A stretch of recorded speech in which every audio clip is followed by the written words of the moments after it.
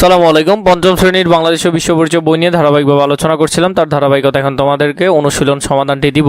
58 নম্বর পৃষ্ঠার অনুশীলন সমাধানটা তোমরা এখন পাবে। প্রথমে দেখো, এখানে আমাদেরকে বলেছে সঠিক উত্তরের পাশে টিক চিহ্ন দেই। পশ্চিম এশিয়ার অধিকাংশ মানুষ কোন ভাষায় কথা বলে? পশ্চিম এশিয়া আমরা জানি এটা হলো অ্যারাবিক কান্ট্রি। অ্যারাবিকের মধ্যে সবাই আরবি ভাষায় কথা বলে। 2 নম্বরে সারং এশিয়ার কোন অঞ্চলের ঐতিহ্যবাহী পোশাক? এটা দক্ষিণ পূর্ব অঞ্চলের ঐতিহ্যবাহী পোশাক। এটা আমরা রিডিং পড়ার সময় দেখেছি। 3 বলেছে হিন্দুকুশ পর্বতমালা কোথায় অবস্থিত? আমরা দেখেছি আফগানিস্তানে অবস্থিত। পাকিস্তানের প্রায় কাছাকাছি, কিন্তু পাকিস্তানে না, আফগানিস্তানে। পুরো পর্বতমালাটাই কোথায় অবস্থিত? আফগানিস্তানে অবস্থিত। তারপর বলেছে সুন্দরবন কী ধরনের বনভূমি? এটা একটা ম্যানগ্রোভ বনভূমি। কী ধরনের বনভূমি? ম্যানগ্রোভ বনভূমি। তারপর বলেছে সত্য হলে পাশে দন্ত্যস্য, মিথ্যা হলে মি লেখো। এশিয়ার এক এক অঞ্চলে এক এক ভৌগোলিক বৈশিষ্ট্য রয়েছে। এটা সত্য, এটা তাহলে দন্ত্যস্য হবে। ব্রহ্মপুত্র পূর্ব এশিয়ার দীর্ঘতম নদী। এটাও সত্য, আমরা এগুলো লাইনে কিন্তু বিস্তারিতভাবে দেখেছিলাম। দক্ষিণ এশিয়ার প্রধান ভাষা রুশ। জীবনও না, দক্ষিণ এশিয়া তো আমরা, তাহলে আমাদের ভাষা কি রুশ? রাশিয়ান ভাষা আমরা কথা বলি না, আমরা কথা বলি বাংলা, হিন্দি, উর্দু, এইসব ভাষায় আমরা কথা বলি, তাহলে এটা মিথ্যা।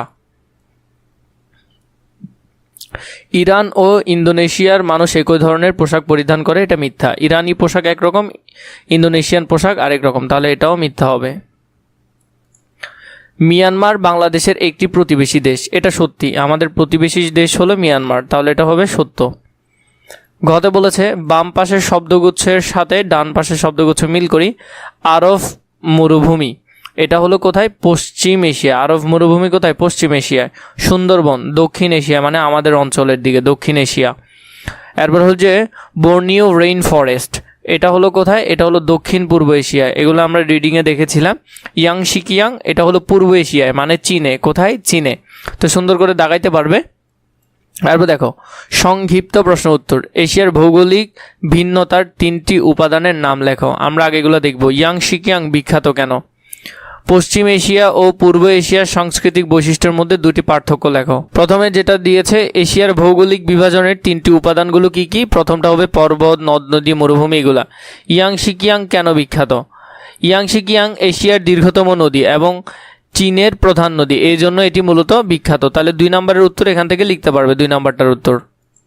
3 নম্বরে বলেছে পশ্চিম এশিয়া ও পূর্ব এশিয়ার সাংস্কৃতিক বৈচিত্র্যের 2টি পার্থক্য। প্রথমত পশ্চিম এশিয়ায় ইসলাম ধর্ম, পূর্ব এশিয়ায় বৌদ্ধ ও অন্য ধর্মের প্রচলিত রয়েছে।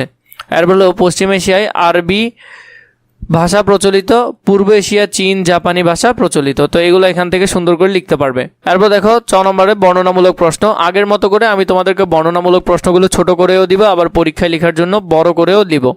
একে বলেছে বাংলাদেশ এশিয়ার যে অঞ্চলে অবস্থিত তার সাংস্কৃতিক বৈচিত্র্য বর্ণনা করো। আগে আমরা ছোটটা দেখি।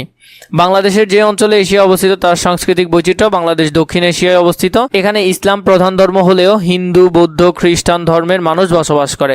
ভাত, মাছ, ডাল প্রধান খাদ্যশস্য। শাড়ি, পাঞ্জাবি ঐতিহ্যবাহী পোশাক, বাংলা প্রধান ভাষা। তাহলে এটার যদি আমরা বড়টা দেখি, এই দেখো প্রশ্ন, এবং এটা তোমরা পরীক্ষায় লিখবে। তোমরা পরীক্ষায় যেভাবে লিখতে চাবে, পরীক্ষার জন্য বড় করে আমি তোমাদেরকে দিচ্ছি। দেখো উত্তর, বাংলাদেশ দক্ষিণ এশিয়ায় অবস্থিত। এই অঞ্চলের সংস্কৃতি অন্যতম সমৃদ্ধ ও বৈচিত্র্যময়। এখানে বিভিন্ন ধর্মের মানুষ মিলেমিশে বসবাস করে। ইসলাম প্রধান ধর্ম হলেও হিন্দু, বৌদ্ধ, খ্রিস্টান ধর্মাবলম্বীরাও রয়েছে। ধর্মীয় উৎসব যেমন ঈদ, দুর্গাপূজা, বড়দিন ও বুদ্ধ পূর্ণিমা উদযাপন করা হয়। বাংলা এদেশের প্রধান ভাষা।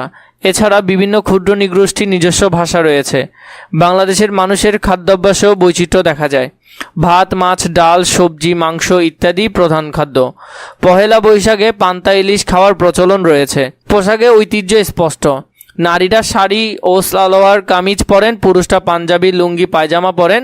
গ্রাম ও শহরের জীবনযাত্রায় কিছু পার্থক্য থাকলেও পারিবারিক বন্ধন ও সামাজিক মূল্যবোধ দৃঢ়। এভাবে ধর্ম, খাদ্য, ভাষা, পোশাক ও উৎসবের ভিন্নতার মাধ্যমে বাংলাদেশ দক্ষিণ এশিয়ার একটি সমৃদ্ধ সাংস্কৃতিক বৈচিত্র্যের দেশ হিসেবে পরিচিত। 2 নম্বরে বিভিন্ন ভৌগোলিক বৈশিষ্ট্য এশিয়া মহাদেশকে কিভাবে বৈচিত্র্যময় করেছে তা বর্ণনা করো। 2 নম্বরে ভৌগোলিক বৈচিত্র্য এশিয়াকে যেভাবে বৈচিত্র্য করেছে। এশিয়ায় পাহাড়, নদী, মরুভূমি, বনভূমি ও সমভূমি রয়েছে। এইসব ভৌগোলিক উপাদানের কারণে মানুষের জীবনযাত্রা, খাদ্যাভ্যাস, পোশাক ও সংস্কৃতিতে পার্থক্য সৃষ্টি হয়েছে। তাই এশিয়া সাংস্কৃতিকভাবে অত্যন্ত বৈচিত্র্যময়। সেম প্রশ্ন যদি আমরা বড় আকারে দেখতে চাই, এখানের মধ্যে দেখো, এশিয়া পৃথিবীর বৃহত্তম মহাদেশ। এখানে বিভিন্ন ধরনের ভৌগোলিক বৈশিষ্ট্য দেখা যায়।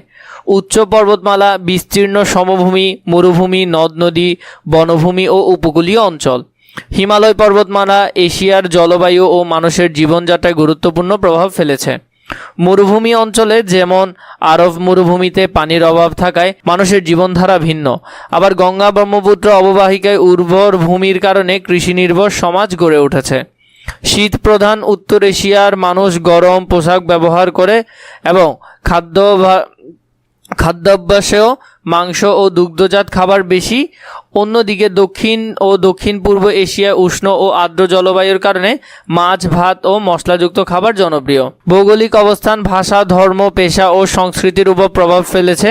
তাই ভৌগোলিক বৈচিত্র্যের কারণেও এশিয়া মহাদেশের সাংস্কৃতিকভাবে অত্যন্ত বৈচিত্র্যময় ও সমৃদ্ধ। তোমরা এখান থেকে সুন্দর করে খুবই গোছালো আকারে লিখে ফেলতে পারবে।